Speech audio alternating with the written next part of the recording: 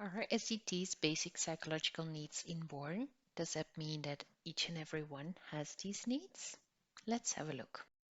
Within the SAT literature, there's also quite a debate going on whether we should only consider autonomy, belongingness, or competence, or whether there are also additional needs that we need to take into account.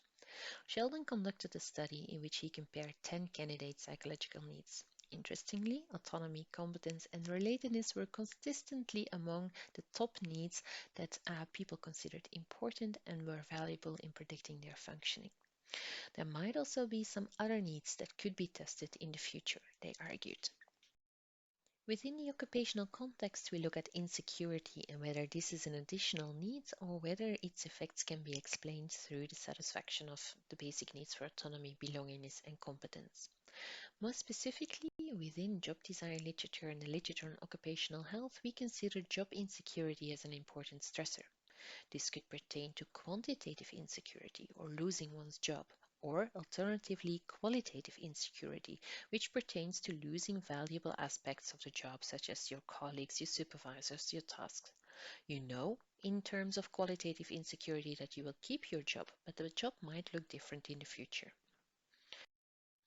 Within the occupational context, we know that having high job insecurity may have negative implications. Job insecurity may relate to misbehavior, and which could pertain to counterproductive work behavior towards individuals, such as bullying, or counterproductive work behavior towards the organization, such as is the case when people start stealing. Job insecurity might also have negative implications for how people feel at work. It might lead to burnout or emotional exhaustion, as it is measured here, or may lead people away from feeling well or feeling vigorous, which is the main component of engagement. The results are here shown in terms of autonomy, belongingness, and competence frustration, which was actually a little trick that we were asked to do by the reviewers because we did use the need satisfaction scale here, but we flipped it around. What do the results show? Well, they show that indeed the need for autonomy is explaining the negative implications of job insecurity for counterproductive work behavior towards individuals. All three needs are able to explain the relationships between job insecurity and counterproductive behavior towards the organization. In terms of well-being, we see similar importance of the three basic needs to explain emotional exhaustion and vigor. Up to 77% of the organization between job insecurity and emotional exhaustion was explained by the three needs, and the need for autonomy seemed to be most important. 79% of the relationship between job insecurity and vigor was explained again by the needs, and again autonomy was most important.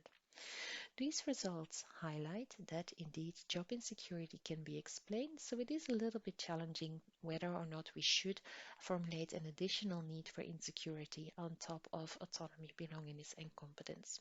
However, the basic psychological needs didn't explain everything, which might open the question whether there's other explanatory mechanisms or whether we should look more at real need frustration rather than need satisfaction. Also, what is interesting to note is that the need for autonomy seemed most important, so it seems that feeling insecure really is something we don't like and we hardly ever feel volitional about. So, further research could examine whether we only need these needs or whether other needs are also good candidates' psychological needs. For the need for insecurity, it's still a little bit an open question, but it's sure that the basic psychological needs can explain quite a bit of its negative effects.